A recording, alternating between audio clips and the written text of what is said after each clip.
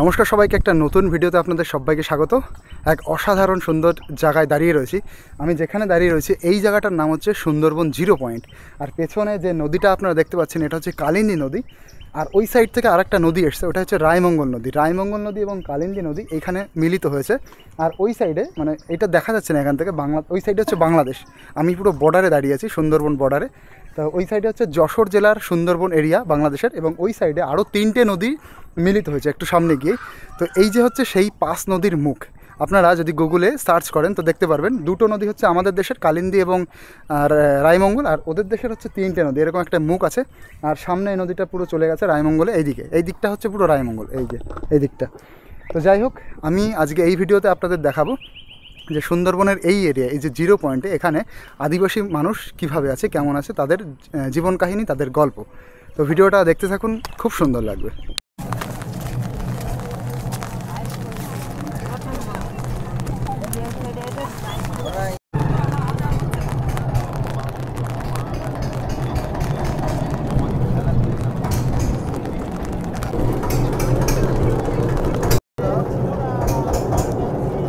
এই যে আমাদের পাইলট, আমাদের নাবিক দাদা আমাদের।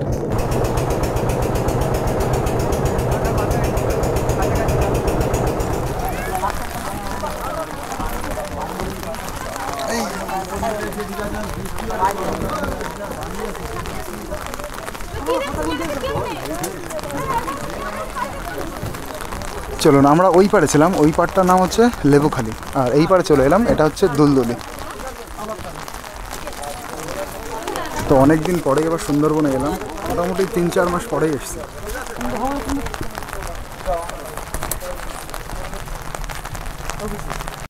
দেখুন এই যে দুলদুলির বাজার বলতে পারেন, বা দুলদুলির অটো স্ট্যান্ড এবং ম্যাজিক স্ট্যান্ড।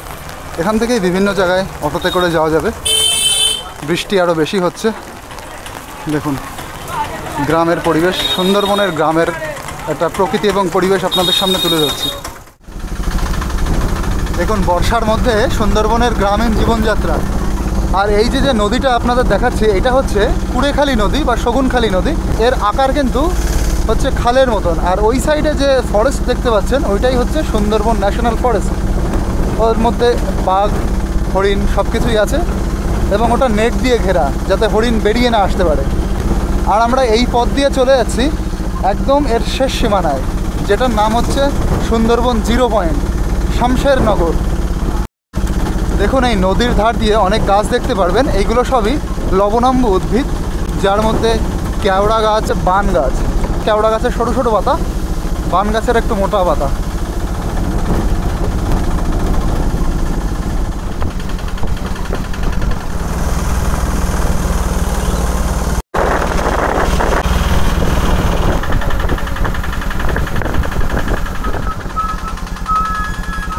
দেখুন কিরকম অপরূপ দৃশ্য। এই যে পাশ দিয়ে একটা খাল মতন দেখতে পাচ্ছেন, এটাই কিন্তু নদী। ওইদিকে দেখতে পাচ্ছেন ওটা কিন্তু গভীর অরণ্য, সুন্দরবনের ম্যানগ্রোভ ফরেস্টের অরণ্য ওইদিকে।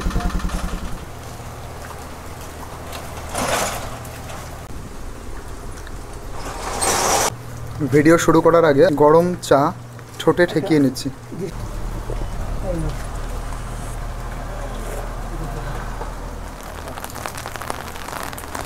ও কই সোজা হাঁটলে নদী পাওয়া যাবে?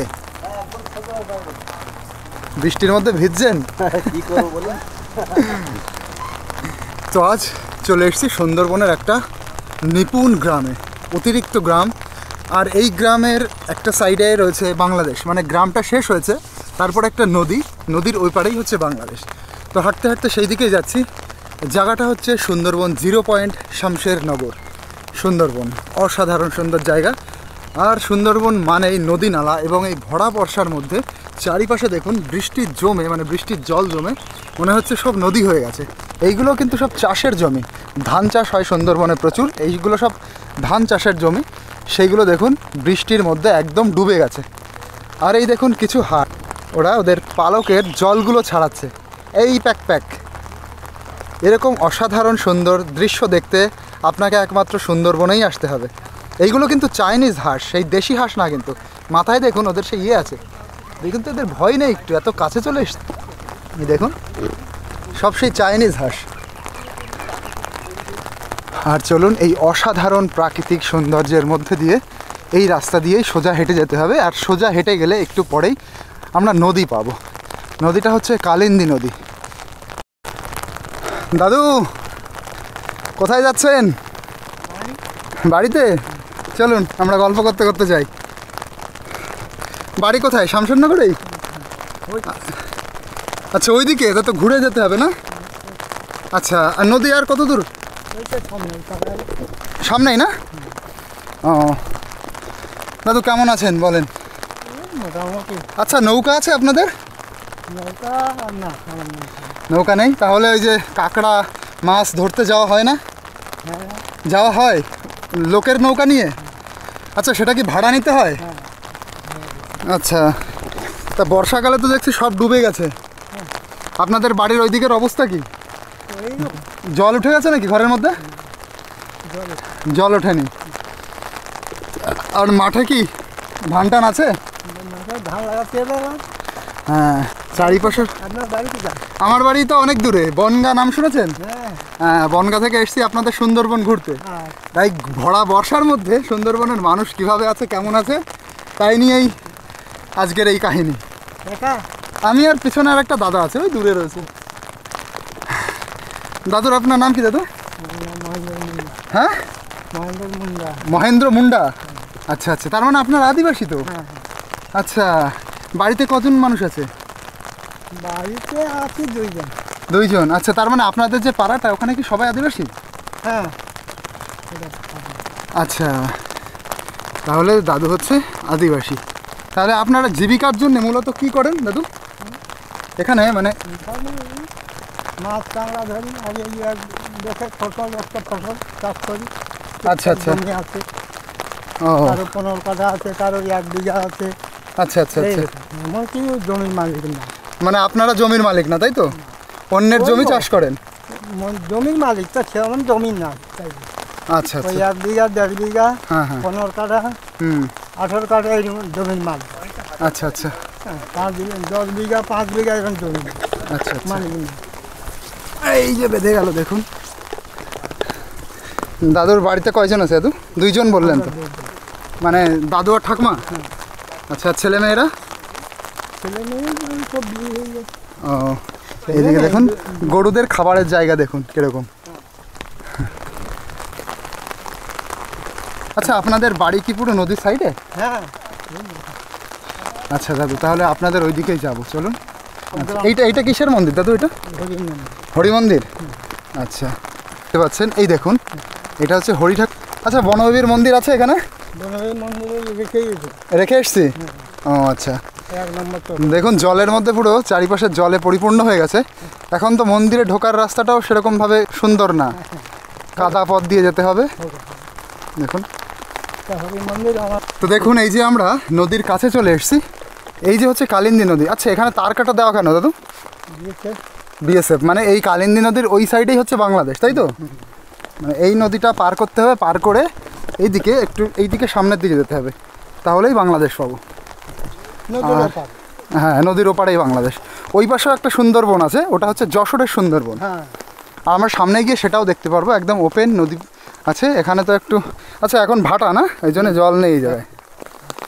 আর এই যে এরিয়ায় আমি চলে আসলাম, এখানেই সব আদিবাসী মানুষের বসবাস। এই যে বসতি আপনারা দেখতে পাচ্ছেন পুরো এই পথের ডান দিক দিয়ে, এনরা সবাই আদিবাসী এখানকার। এই দাদুর বাড়িও এইখানে, পুরো 0 পয়েন্টেই ওনার বাড়ি। এই বর্ডার বলেই এইখানে কিন্তু এই যে দেখতে পাচ্ছেন তার কাটা দেওয়া। আচ্ছা, এদিক দিয়ে বিএসএফরা টহল দেয়? আচ্ছা, দাদুর বাড়ি আর কত দূর? একদম কোনায়।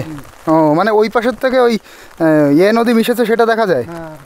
আচ্ছা, আপনারা ভাবেন এই যে আমি রাস্তাটা দিয়ে হাঁটছি, এই রাস্তাটা শুধু রাস্তা না, এটা কিন্তু একটা বাঁধও বটে। ওই সুন্দরবন এরিয়ার বাঁধগুলোই হচ্ছে সব রাস্তা। এই সাইডে যে নদীটা রয়েছে, এই নদীটার বাঁধই হচ্ছে এই রাস্তাটা। এই দেখুন এই রাস্তাটাই সোজা চলে গেছে, আর সামনে গিয়েই হচ্ছে 0 পয়েন্ট। আচ্ছা, দাদু দেখুন বলছে যে যখন আয়লা ঝড় হয়েছিল তখন এই বাঁধটা ছিলই না। এই যে যেখান দিয়ে আমরা হেঁটে যাচ্ছি, এইটা পরে আবার নতুন করে তৈরি হয়েছে তাই তো? এই জন্য এইখানের রাস্তাটা একটু আলাদা রকম। আচ্ছা, তারপরে এইটা করা হয়েছে। আয়লা করে এই তো আয়লায় ওই সাইড এবং এই সাইড পুরো সমান হয়ে গেছিল। আরে জিরায় হয়েছিল বলে আমরা বেঁচে গেছি। কি হয়েছিল? জিরায় দিনে মানে হয়েছিল। ও হ্যাঁ, দিনের সময়। রাত্রে হলে একটা মানুষ বাঁচত না। আচ্ছা আমরা এই নদীর যার মানুষ সব ওই সাইডে চলে গিয়েছিল। আচ্ছা, ওই যে ফ্লাড সেন্টারে, হ্যাঁ ফ্লাড সেন্টারকে তখন ছিল? ওইটাই ছিল আচ্ছা আচ্ছা। 1 নম্বর তো। এই যে সবাই আদিবাসী মানুষ আপনারা? হ্যাঁ, আমরা আদিবাসী, আমরা বাড়িতে আছি। ও আচ্ছা আচ্ছা। এই তুমি পড়াশোনা করো একটু? হ্যাঁ, হ্যাঁ, হ্যাঁ, তোমার নাম কি দেখি? ছাতা দিয়ে তো ঢেকে দিলে। এই দেখি ছাতা উঁচু কর। ওই দেখি, এই দেখো ছাতা দিয়ে টুকি দিচ্ছে। ছাতা বন্ধ করো, ছাতা তো তোর থেকে বড়। ছাতা দিয়ে ঢেকে। গাড়ি মোড়ের ধারে গেলাম। কিসে পড়ো তুমি? কিসে পড়িস? পড়াশোনা করো? বল অনে পড়ি। লজ্জা লাগছে না ভয় লাগছে? কোনটা বলো, কোনটা লাগছে? কি নাম তোমার সেটা বলো। বলি দে সম্রাট, বলে দে। সম্রাট কি মুন্ডা? ওইটা বলতে পারি না, কথা বল। সম্রাট, আর এটা কি ঠাকমা? হ্যাঁ, আমি থাকি। আচ্ছা, সম্রাট মুন্ডার ঠাকমা। এই যে আপনাদের বাড়ি কোনটা ঠাকমা? এই ক্লাবের ধারে, ওই সামনে। ক্লাবের ধারে। রেস্টে আমার ইচ্ছা ছিল যদি এইখানে আদিবাসী মানুষরা তারা যে কাঁকড়া টাকড়া ধরে আনে তা কিছু কিনে নিয়ে যাব, সেরকম কি পাওয়া যাবে এদিকে? না, এখন যেতে দিচ্ছে না, এখন পাবেন কি করে? না, যেতে সব কাউকেই।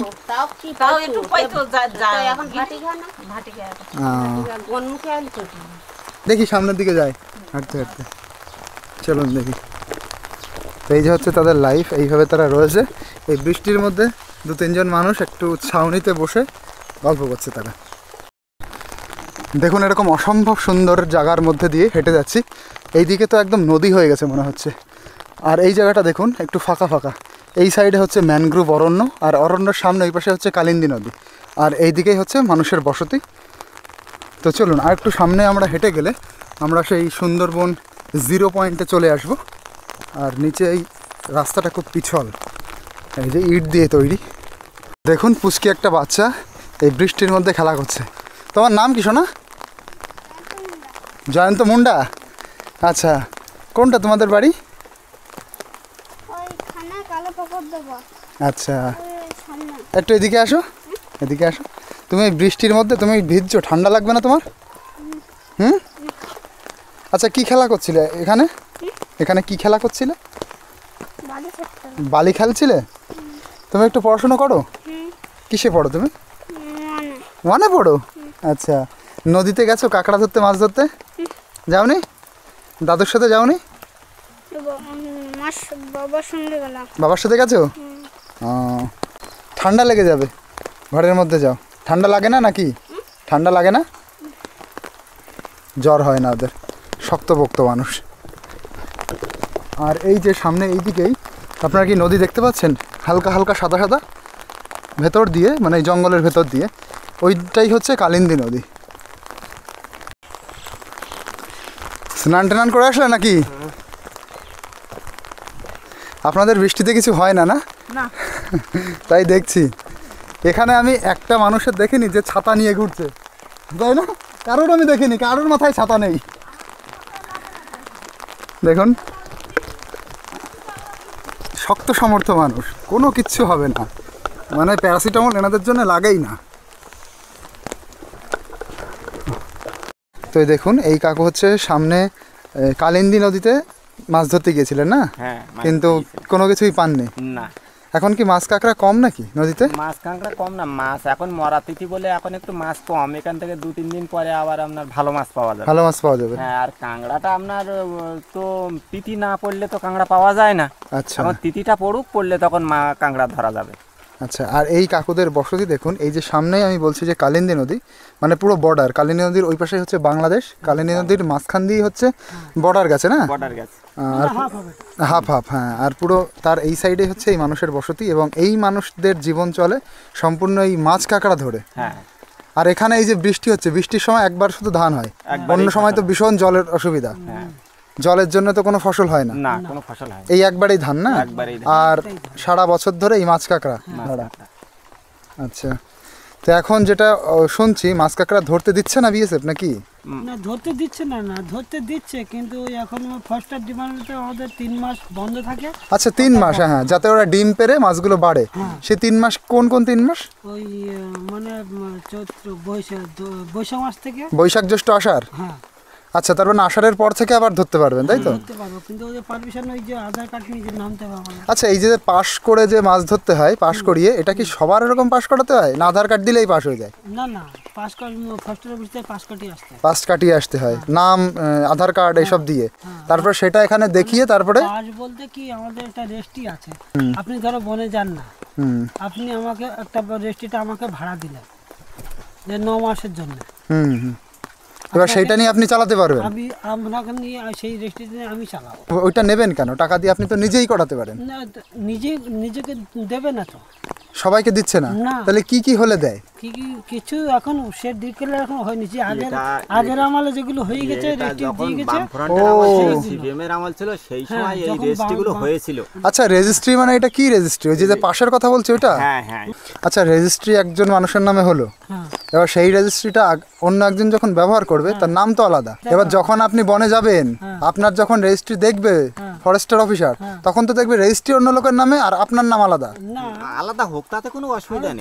ও, তাতে অসুবিধা নেই, আমি সেইটাই তো বলছি। খালি দেখবে যে রেজিস্ট্রিটা আছে কিনা। হ্যাঁ, রেজিস্ট্রিটা আছে কিনা। বা ধরুন আমরা রেজিস্ট্রি পাই না, আমরা 4 জন চোরাই পাই, আমরা না ফরেস্টার ডিপার্টমেন্ট কোনো টাকা দিই না, কোনো কিছু দিই না, ডাইরেক্ট চুরি করে ডাইরেক্ট চুরি করে। এবার আমাদের ধরতে পারলে দোন তুলে নেবে, গ্রাফি তুলে নেবে, আপনার কাংড়া ছেড়ে দেবে, নিয়ম আছে অনেকগুলো। তখন আমাদের অসুবিধা হবে। আর যাদের রেজিস্ট্রি আছে, যারা রেজিস্ট্রি নিয়ে বাঁচছে, তাদের হয়তো, আর এখন তো আটল দেওয়ার অনেক সময় অনেকে দেয়, অনেকে দেয় না। ধরো যারা দেয় না, যারা দোন বেয়ে খাচ্ছে, তাদের কোনো অসুবিধা নেই, তারা ছেড়ে দেবে। আর যারা ওই সব কাজ করছে, তাদের নৌকা হয়তো ছেড়ে দেয়, কিন্তু ওই দোনদড়া গ্রাফি, এইসব দন্দুরা গ্রাফি মানে এটা মানে বুঝলাম না। গ্রাফি যেটা নোমর, এই তো আছে আপনার নৌকাটা থাকবে যার উপর। আচ্ছা আচ্ছা, ওইটা ছিঁড়ে দেয়। হ্যাঁ, ওটা নিয়ে নেবে, বলতে ওটাও নিয়ে নেবে। আরে ধরুন আমরা চিকন কাশিতে চারা বেঁধে দিলাম, দুলো বেঁধে দিয়ে ধরুন আমরা কাঁকড়া ধরছি, সেই কাশিটাও নিয়ে নেবে। আচ্ছা, মানে ছোটখাটো খুসখাস অসুবিধাগুলো করে। ব্যারেল, আমরা যে ব্যারেলে জল ধরে ধরে খেতে হয়, ব্যারেল নিয়ে নেবে জল। আচ্ছা আচ্ছা, মানে আমাদের যাতে করে জঙ্গলে না থাকা হয়। বুঝতে পেরেছি, ওদের কাজ হচ্ছে ওই। আর যাদের পাশে রেস্ট্রি আছে, তাদের কোনো অসুবিধা নেই। না, তাদের হয়তো ধরলো, ফাইন করলো, যে এখন তো ফাইন হয়েছে, ধরতে পারলে তোমার 1150 টাকা করে দিতে হবে। 1150 টাকা নিয়ে অফিসে মালিক যাবে, গেলে তখন বলবে যে আপনি যা রেস্ট্রি দিয়েছেন সে এরম ওয়াকাজ করছিল, এরম কথা শোনে না, তা এরম ধরা পড়েছে, তা ফাইন হয়েছে, ফাইন দিয়ে রেস্ট্রিটা নিয়ে যাবেন। ফাইন দিয়ে রেস্ট্রিটা নিয়ে। আচ্ছা, এখান থেকে রায়মঙ্গল নদীতে যাওয়া যায় তো? কালিন্দী সোজা রায়মঙ্গল। আচ্ছা, রায়মঙ্গল নদীতে ইলিশ পাওয়া যায়? এখানে ইলিশ পাওয়া যায় না, সাগর ছাড়া পাওয়া যায়। আসে দেখুন, মানে বিশাল কম আসে না? কম, খুব কম।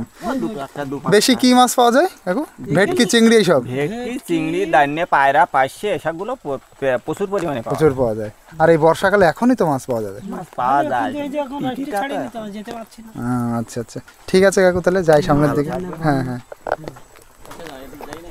তো এই মানুষদের সাথে কথা বলে আরও অনেক বেশি এক্সপিরিয়েন্স গ্যাদার করলাম যে অনেকের রেজিস্ট্রি আছে, এবং সেই রেজিস্ট্রিগুলো সেই বামফ্রন্ট আমলে দেওয়া হয়েছিল।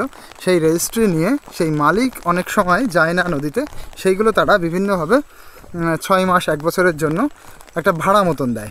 একটা চুক্তি থাকে যে আমাকে 50,000 বা 1 লাখ টাকা দিতে হবে, আমার রেজিস্ট্রিটা ইউজ করতে পারবে। তো এইভাবে সেই পুরনো রেজিস্ট্রিগুলো নিয়ে এখানকার মানুষ চালায়। তারা সেইভাবেই হচ্ছে নদীতে মাছ কাঁকড়া ধরতে দেয়। আর যাদের রেজিস্ট্রি নেই, তারা অনেকে এই যে চুরি পথ অবলম্বন করে, চোরাই মাধ্যমে তারা মাছ কাঁকড়া ধরতে যায়। এবং তখন যদি আবার এই ফরেস্টার অথবা যদি বিএসএফদের কাছে ধরা পড়ে, তখন তাদের ওই যে নোঙর নিয়ে নেয়, নৌকার দড়ি কেটে দেয়, তারপরে ব্যারেল নিয়ে নেয়, এইগুলো করে। চলুন আরও সামনের দিকে যাব, আরও গল্প জানবো আর আপনাদের জানাবো। এই দেখুন, এখানে নৌকা তৈরি হচ্ছে। চলুন এই রাস্তা দিয়ে আপনাদের সামনের দিকে নেমে দেখাই। তবে এখানে খুব সাবধানে নামতে হবে, প্রচণ্ড স্লিপ জায়গা। এবং আমার সাথে যে দাদা এসছে, রাজেশ দা এখানে পড়ে গেছে, এইটাই সবচেয়ে মহাবিপদ হয়ে গেছে। তবে এখানে দেখুন, এই যে একটা ধাপ আছে, এই ধাপগুলোতে এইভাবে নামলে তাহলে আর পড়বেন না।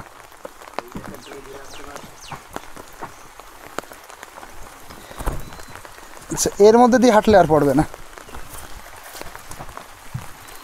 পড়লো কোথায়? ওইখানে। এইখানে কাকুরা নৌকা তৈরি করছেন, আর এই নৌকা দেখতে গিয়ে এই বস এই যে পড়ে গেছে নৌকা দেখাতে গিয়ে ওই যে ওইখানে পড়ে গেছে। তবে না পড়লে অভিজ্ঞতা হবে কি করে? সুন্দরবনের আছাড় কি ওই আমাদের গ্রামের আছাড় থেকে অন্যরকম লাগলো? একটা মাছের গন্ধ বেরোল না আছাড় কাটাতে? এখানে কাকুরা নৌকা তৈরি করছে। আচ্ছা এটা কি কাঠ? আচ্ছা কি সর্বনাশ, ক্যামেরার কি অবস্থায়, এই মাটি ঢুকে গেছে। এবার কিছুই হয়নি, এবার আস্তে আস্তে এটা পরিষ্কার করলে হবে। ক্যামেরার ভিতরে মাটি ঢুকবে না। রাজেশদার ক্যামেরায় যে দেখুন কাদা কাদা হয়ে গেছে। নৌকা কি করে তৈরি হয় সেটা দেখুন।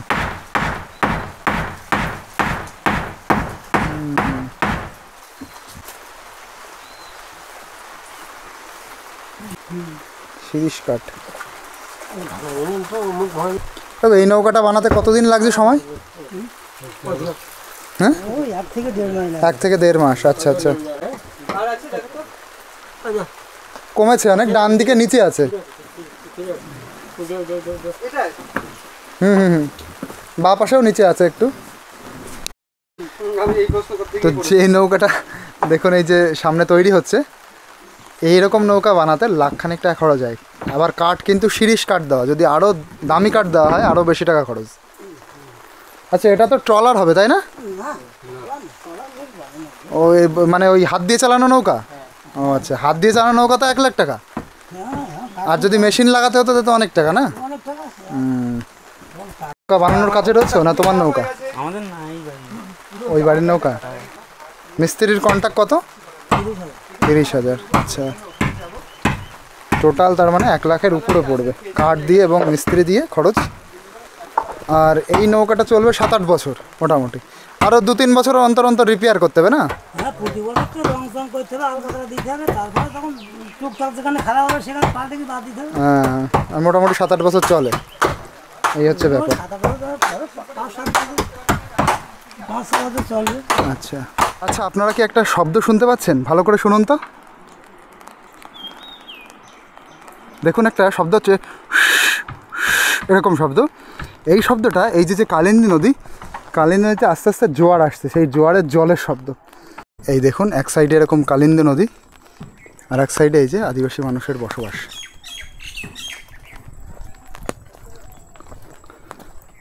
কি বিশাল নদী দেখুন কালিন্দী নদী। ওই যে ওই পাড়টা যে দেখতে, এই যে ওই সাইডটাই হচ্ছে বাংলাদেশ। এই নদীর মাঝখান দিয়েই বাংলাদেশের সীমানা গেছে, পুরো মাঝখান দিয়ে। এই নদীর অর্ধেক ইন্ডিয়ার অর্ধেক বাংলাদেশের। আর এই নদীর ওই দিকে আর একটা নদী আছে, এই দিক থেকে আর একটা নদী এসছে, সেই নদীটা এই নদীর সাথে মিশেছে। মানে এই দিককার যে নদীটা সেটা রায়মঙ্গল নদী। রায়মঙ্গল নদী যদি একটু সামনে যাওয়া হয় তো রায়মঙ্গল নদীর বিশাল রূপ সে, এবং রায়মঙ্গল নদী এইদিকে কালিন্দী নদীর সাথে মিশেছে, এবং বাংলাদেশের ওইদিকে আরও 3টে নদী আছে। তো এই সামনে একটা জায়গা আছে, মানে সেটা বাংলাদেশের মধ্যেই পড়ে, সেই জায়গাটাকে বলা হচ্ছে 5 নদীর মুখ। তা 5 নদীর মুখ আমরা এখান থেকে দেখতে পারবো না, সেটা বাংলাদেশের মধ্যেই চলে গেছে, কিন্তু ঠিক এই জায়গাটাতেই ওই সাইডে। আর ওই সাইডে যে বাংলাদেশের যে জায়গাটা রয়েছে ওটা কিন্তু যশোর জেলার সুন্দরবন এরিয়া। তো এইটাই পুরো বর্ডার এরিয়ায় আপনাদের ঘোরাচ্ছি, সুন্দরবনের বর্ডার এরিয়ার আদিবাসী মানুষের জনজীবন। এই দেখুন এই যে রাস্তা থেকে কত নিচু বাড়িগুলো, এবং যদি ওই দিক থেকে অনেক বেশি বন্যা টন্যা হয় তাহলে কিন্তু পুরো জল উঠে যাবে ঘরের মধ্যে।